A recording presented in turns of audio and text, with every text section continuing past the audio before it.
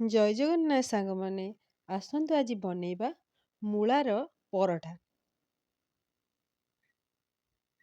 এই ପରଠାଟା ବନେଇବା ବହୁତ ଇଜି। ଆସନ୍ତୁ ବନେଇବା ମୂଳା ପରଠା। ତା ପାଇଁ କ'ଣ କରିବା ନା ଅଟା ନେବା, ଅଟାକୁ ଚକୁଡ଼ିବା। ଅଟା ଚକୁଡ଼ା ସରିଲା ପରେ ଆମେ କ'ଣ କରିବା ନା ମୂଳା ନେବା। ମୂଳାକୁ ଆମେ ଉପର ସ୍କିନ୍କୁ କାଢ଼ିଦେବା। ଉପର ସ୍କିନ୍କୁ ଭଲ ଭାବରେ କାଢ଼ିବା। ଦୁଇଟା ମୂଳାରେ 7ଟା ପରଠା ହେଇପାରିବ। 7ରୁ 8ଟା ପରଠା ହେଇପାରିବ ଦୁଇଟା ମୂଳାରେ। ଆମେ କ'ଣ କରିବା ମୂଳାକୁ ଭଲ ଭାବରେ ଚୋପା ଛଡ଼େଇକି ତା ଦେହରୁ ଆମେ ତାକୁ ଭଲସେ ଧୋଇଦେବା। ଯେହେତୁ ଏଇଟା ମାଟି ତଳ ଜିନିଷ ତାକୁ ତା ସ୍କିନ୍ କାଢ଼ିକି ଧୋଇବା ବହୁତ ଇମ୍ପୋର୍ଟାଣ୍ଟ। ତାପରେ ତାଙ୍କୁ କ'ଣ କରିବା କୋରିବା, ମୂଳାଟାକୁ କୋରିବା।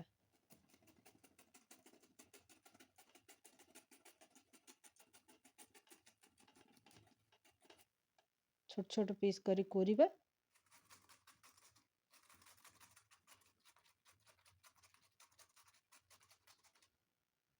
କୋରା ସରିଗଲେ ଆମେ ତାକୁ ଭଲ ଭାବରେ କୋରିବା। ତାପରେ ଆପଣ ଚାହିଁଲେ ଆଠୁ ବି ଛୋଟ କରିପାରିବେ, ଏତିକି ଛୋଟ ଛୋଟ କଲେ ଭଲ ଲାଗେ।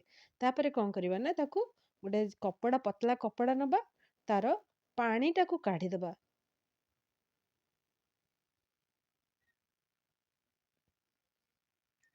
ପାଣି ବେଶୀ ରହିଲେ ଯଦି ରହିବ ଲୁଣ ପକେଇଦେଲେ ସେ ଆହୁରି ପାଣି ହେଇଯିବ, ତ ପରଠା ସାଙ୍ଗରେ ପାଣିଟା ବେଶୀ ପାଣି ହେଇଯିବ, ଭଲ ହବ ନାହିଁ। ସେଥିଲାଗି ଆମେ ପାଣିଟାକୁ କାଢ଼ିଦେବା।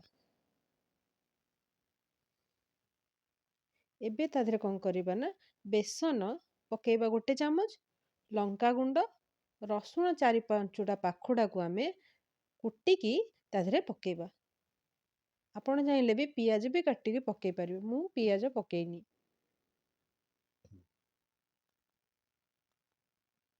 ତାପରେ କ'ଣ କରିବା 2ଟା କଞ୍ଚା ଲଙ୍କାକୁ ଛୋଟ ଛୋଟ, ପୁରା ଛୋଟ ଛୋଟ କରିକି କାଟିକି ତା ଦେହରେ ପକେଇବା। ଏବେ କ'ଣ କରିବା ଲୁଣ ପକେଇବା। ଲୁଣ ପକେଇକି ଏସବୁ ଯାଙ୍କୁ ଭଲ ଭାବରେ ମିଶେଇ ଦେବା।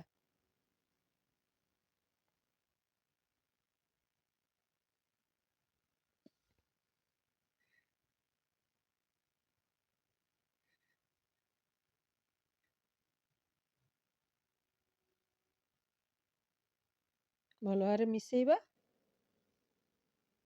ଏବେ କ'ଣ କରିବା ନା ଯେଉଁ ଅଟା ରଖିଥିଲେ ତାର ଗୁଳା କରିକି ତାକୁ କଟୋରୀ ଟାଇପ୍ର କରିକି ତା ଭିତରେ ଆମେ ଏଇ ଫିଲିଂଟା ଦେବା। ମୂଳାର ଯେଉଁ ଫିଲିଂଟା ଆମେ ପ୍ରସ୍ତୁତ କରିଛେ ତା ଦେହରେ ଦେବା।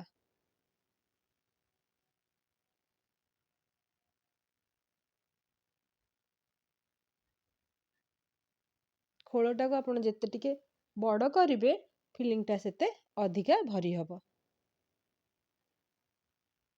ଅଳ୍ପ ଦେଇକି ତା ଦେହରେ ଫିଲିଂ ଦେଇକି ମୂଳାର ତାକୁ ଆମେ ବନ୍ଦ କରିବା।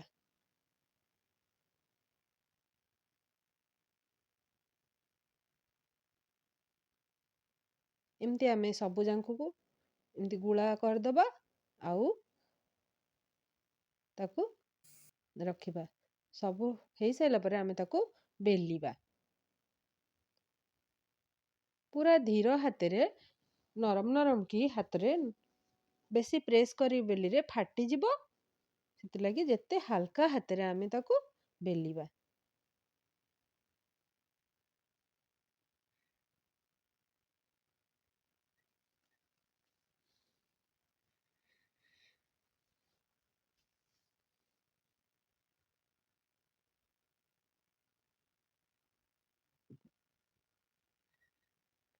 ସବୁଯାଙ୍କୁ ପରଟାକୁ ସେହିପରି ଭାବରେ ବେଲିବା। ପୁରା ହାଲକା ହାତରେ ବେଲିବା, ନହେଲେ ପରଟା ଫାଟିବାର ଚାନ୍ସ ବହୁତ ଥାଏ।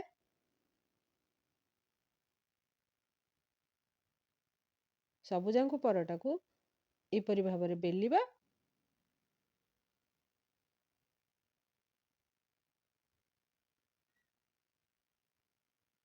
ଦେଖନ୍ତୁ ମୁଁ ସବୁଯାକ ପରଟାକୁ ହାଲକା ହାତରେ ବେଲୁଛି। ଜମା ବି ବଳ ପ୍ରୟୋଗ କରୁନାହିଁ। ଏବେ ଆମର ପରଟା ଯାକ ବେଲି ହେଇଗଲା। ଏବେ ଗୋଟେ ପ୍ୟାନ୍ ବା ତାୱା ନେବା, ତାକୁ ଗରମ କରିବା। ଗରମ ହେଇସାରିଲା ପରେ ଆମେ କରିଥିବା ପରଟାକୁ ପକେଇକି ଦୁଇ ପଟ ଭଲ ଭାବରେ ସେକିବା।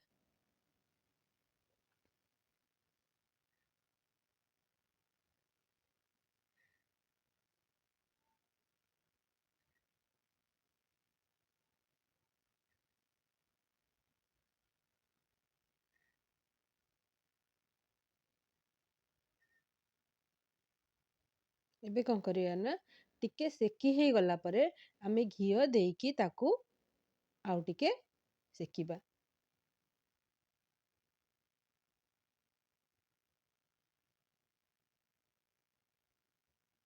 ଦେଖନ୍ତୁ ଆମର ଏବେ ପରଟା ହେଇଗଲା।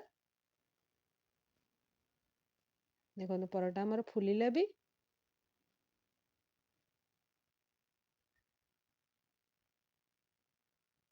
ଏଇସବୁ ପରଟାକୁ ଯେତେ ଛୋଟ କରିବେ ସେତେ ଭଲ ଫୁଲିବ।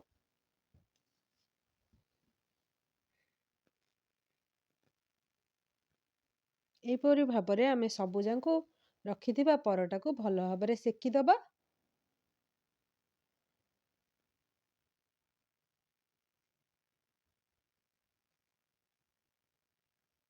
ଏମିତି ମୂଳା କେହି ଖାଇବାକୁ ପସନ୍ଦ କରନ୍ତିନି, କିନ୍ତୁ ଏମିତି କରିଦେଲେ ପିଲାମାନେ ବହୁତ ଖୁସିରେ ଏଇ ପରଟାଟାକୁ ଖାଇବାକୁ ଭଲ ପାଆନ୍ତି। ମୂଳାର ସ୍ମେଲ୍ ରହେନା, ଯେହେତୁ ଆମେ ତାକୁ ଚୁପୁଡ଼ି ଦେଲେ ମୂଳାର ସ୍ମେଲ୍ଟା ରହେନା, ସେଥିଲାଗି ମୂଳା ପରଟାଟା ବହୁତ ଭଲ ଲାଗେ। ତା କଡ଼ା ଅଂଶଟା, ଯେଉଁ ମୂଳାର ଯେଉଁ ସ୍ମେଲ୍ ଭାଗଟା ପାଣି ଆକାରରେ ବାହାରିଗଲା, ତ ମୂଳାଟା ଆଉ ଟିକେ ଟେଷ୍ଟ ଲାଗେ ମୂଳା ପରଟାରେ, ଯେତେବେଳେ ଆମେ ଫିଲିଂ ଦେଇକି କରୁ। ତେଲ ଘିଅ ଦେଇକି ଆମେ କ'ଣ କରିବା ନା, ସବୁଯାଙ୍କୁ ପରଟାକୁ ଏପରି ଭାବରେ ସେକିବା।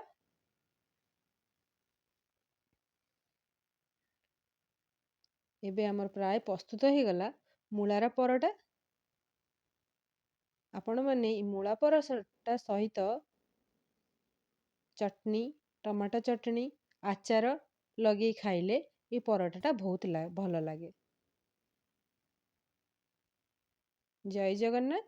ଆପଣ ମୋ ଚ୍ୟାନେଲରେ ଯଦି ନୂଆ, ମୋ ଚ୍ୟାନେଲକୁ ଲାଇକ୍, ସେୟାର ଆଉ ସବସ୍କ୍ରାଇବ୍ କରନ୍ତୁ।